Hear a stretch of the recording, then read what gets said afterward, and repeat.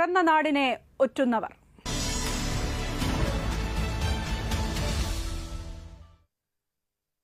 പാകിസ്ഥാന് വിവരങ്ങൾ ചോർത്തി നൽകിയതിന് ഒരു യുവാവ് കൂടി ഹരിയാനയിൽ അറസ്റ്റിലായിരിക്കുന്നു. കോളേജ് വിദ്യാർത്ഥിയായ ദേവേന്ദർ സിംഗ് കുറ്റം സമ്മതിച്ചുവെന്നാണ് പോലീസ് അറിയിച്ചിരിക്കുന്നത്. ഒരാഴ്ചക്കിടെ ചാരവൃത്തിക്ക് ഹരിയാനയിൽ പിടിയിലാകുന്ന രണ്ടാമത്തെ ആളാണ് ഈ കോളേജ് വിദ്യാർത്ഥി. സാമൂഹിക മാധ്യമങ്ങളിലടക്കം രാജ്യത്ത് നിരീക്ഷണം ശക്തമാക്കിയിട്ടുണ്ട്. കൂടുതൽ വിവരങ്ങളുമായി വൈശാഖ് ആര്യനാണ് നമുക്കൊപ്പം ചേരുന്നത്. വൈശാഖ്, സ്വന്തം രാജ്യത്ത് നിന്നുകൊണ്ട് പാകിസ്ഥാന് വിവരങ്ങൾ ചോർത്തി കൊടുക്കുന്ന കോളേജ് വിദ്യാർത്ഥി, വളരെ ഗൗരവമുള്ള സംഭവം. ഈ ഒറ്റുകൊടുക്കുന്ന ചാരന്മാരുടെ നിരവധി വിവരങ്ങളാണ് കഴിഞ്ഞ ദിവസങ്ങളിലൊക്കെ നമ്മൾ കേട്ടിരുന്നത്. എന്താണ് ഈ പുതിയ സംഭവത്തിന്റെ വിശദാംശങ്ങൾ?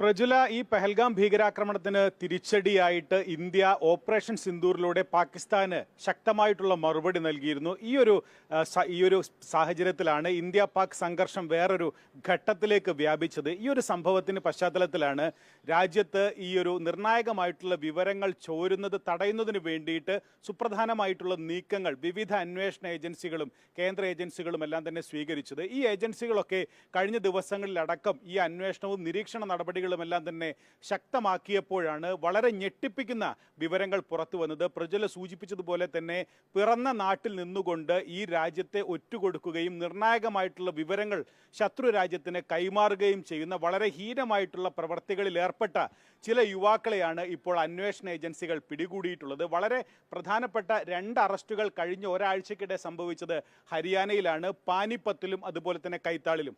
ഇപ്പോൾ പ്രജല ചോദിച്ചതുപോലെ തന്നെ കൈത്താളിലെ ദേവേന്ദ്ര എന്ന 25 വയസ്സുള്ള യുവാവ് പട്യാലയിലെ ഒരു ഖൽസ കോളേജിൽ പൊളിറ്റിക്കൽ സയൻസിൽ ബിരുദാനന്തര ബിരുദ വിദ്യാർത്ഥിയായിട്ട് പഠിക്കുന്ന ഈ ഒരു വിദ്യാർത്ഥി കഴിഞ്ഞ നവംബറിൽ പാകിസ്ഥാനിലേക്ക് കർത്താർപൂർ ഇടനാഴിയിലൂടെ പോവുകയും അവിടെ ഒരു ഗുരുദ്വാര സന്ദർശിക്കുകയും ചെയ്തിരുന്നു. ഈ യുവാവ് നിരന്തരമായിട്ട് അവിടുത്തെ ISI, അതായത് പാകിസ്ഥാന്റെ ഇന്റലിജൻസ് വിഭാഗമായിട്ടുള്ള ISIയിലെ ഉദ്യോഗസ്ഥരുമായി ബന്ധപ്പെട്ടു എന്നാണ് അന്വേഷണത്തിൽ കണ്ടെത്തിയത്. ഏറ്റവും ശ്രദ്ധേയമായിട്ടുള്ള ഒരു കാര്യം, ഈ തോക്കുകൾ ഏന്തിക്കൊണ്ട് നിരന്തരമായിട്ട് ഈ യുവാവ് സമൂഹ മാധ്യമങ്ങളിൽ ചിത്രങ്ങൾ പോസ്റ്റ് ചെയ്യുന്നത് ശ്രദ്ധയിൽപ്പെട്ടതിനെ തുടർന്നാണ്, ഇന്റലിജൻസ് ബ്യൂറോ വിവരം അറിയിച്ചതിനെ തുടർന്നാണ് ഈ യുവാവിനെ പോലീസ് ആദ്യം കസ്റ്റഡിയിലെടുത്തത്. ഹരിയാന പോലീസിന്റെ പ്രത്യേക അന്വേഷണ സംഘം ഈ ഒരു വിദ്യാർത്ഥിയെ നിരന്തരം ചോദ്യം ചെയ്തതിലാണ് ഈ ഒരു വിദ്യാർത്ഥിക്ക് ഇത്തരത്തിൽ ISI ഉദ്യോഗസ്ഥരുമായി ബന്ധമുണ്ടെന്ന് കണ്ടെത്തുകയും ചോദ്യം ചെയ്യലിൽ ഈ ഒരു വിദ്യാർത്ഥി ഈ കുറ്റം സമ്മതിക്കുകയും ചെയ്തത്. ഈ കൈത്താൾ DSP ആയിട്ടുള്ള വീർഭൻ ഇപ്പോൾ പറഞ്ഞിട്ടുള്ളത്, പാകിസ്ഥാനിലെ വിവിധ ISI ഉദ്യോഗസ്ഥന്മാർക്ക് നിരന്തരം വിവരങ്ങൾ കൈമാറുകയും സൈനിക കേന്ദ്രങ്ങളുടെ അടക്കം ചിത്രങ്ങൾ ഫോണിൽ എടുത്ത് അയച്ചു നൽകുകയും ചെയ്തു എന്ന കുറ്റം ഈ വിദ്യാർത്ഥി സമ്മതിച്ചു എന്നുള്ളതാണ്. മാത്രമല്ല, കൈത്താളിൽ കൂടാതെ പാനിപ്പത്തിലും കഴിഞ്ഞയാഴ്ച 24 വയസ്സുള്ള ഒരു ഫാക്ടറിയുടെ സെക്യൂരിറ്റി ഗാർഡ് ഈ ആർമി കോൺവോയുടെയും അതുപോലെ തന്നെ സൈനിക വ്യോമ താവളങ്ങളുടെയും ഒക്കെ തന്നെ ചിത്രങ്ങൾ എടുത്ത് ഇതുപോലെ തന്നെ മറ്റൊരു സുഹൃത്തിൻ്റെ മൊബൈലിലൂടെ ഇയാൾ പാകിസ്ഥാനിലെ ഉദ്യോഗസ്ഥർക്ക് കൈമാറുകയും അതിന് പണം സ്വീകരിക്കുകയും ചെയ്തിരുന്നു. ഇപ്പോൾ പിടിയിലായ കോളേജ് വിദ്യാർത്ഥിയും സമാന രീതിയിൽ പണം വാങ്ങിയിട്ടാണോ ഇത്തരം നടപടികളിൽ ഏർപ്പെട്ടത് എന്ന കാര്യവും പരിശോധിക്കുകയാണെന്നും ഇപ്പോൾ ഹരിയാന പോലീസ് വ്യക്തമാക്കുന്നു. കഴിഞ്ഞയാഴ്ച അതായത് മെയ് 3-ാം തീയതിയും മെയ് 11-ാം തീയതിയും 2 ഇടങ്ങളിലായിട്ട് 4 പേരെ പഞ്ചാബിലും സമാന രീതിയിൽ പിടികൂടിയിരുന്നു.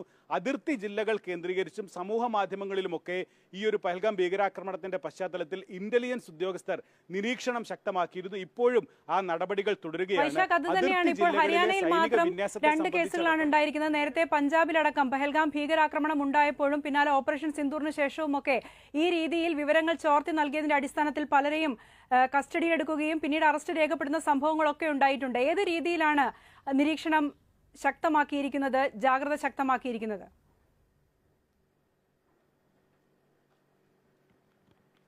ഏറ്റവും പ്രധാനപ്പെട്ട കാര്യം എന്നുള്ളത് അതിർത്തി ജില്ലകളിലെ ഇത്തരത്തിലുള്ള നടപടികളിൽ ഏർപ്പെടുന്നവരെ കണ്ടെത്തുന്നതിന് വേണ്ടിയിട്ടുള്ള പരിശോധനയും മറ്റു നടപടികളും തുടരുന്നുണ്ട് എന്നുള്ളതാണ്. ഇന്റലിജൻസ് ബ്യൂറോ നൽകുന്ന വിവരത്തിന്റെ അടിസ്ഥാനത്തിൽ അതാത് സംസ്ഥാനങ്ങളിലെ അന്വേഷണ ഏജൻസികളും പോലീസും ഒക്കെയാണ് ഈ നടപടികൾ ഊർജിതമാക്കുന്നത്. സമൂഹ മാധ്യമങ്ങളിലടക്കം ഇത്തരത്തിൽ തോക്കുകളേന്തിയുള്ള ചിത്രങ്ങളൊക്കെ പോസ്റ്റ് ചെയ്യുന്ന ആളുകളെ സംബന്ധിച്ചൊക്കെ തന്നെ വിവരങ്ങൾ, അവരുടെ സാമ്പത്തിക ഇടപാടുകൾ, അത്തരത്തിലുള്ള നടപടികളൊക്കെ തന്നെ ജാഗ്രതയിൽ ആക്കിയിട്ടുണ്ട്. ഇത് കൂടാതെ ബോധവൽക്കരണ നടപടികളും ഊർജിതമാക്കിയിട്ടുണ്ട്. പ്രത്യേകിച്ച് ആർമി വാഹനങ്ങളുടെയൊക്കെ വീഡിയോ എടുത്ത് സമൂഹ മാധ്യമങ്ങളിലൂടെ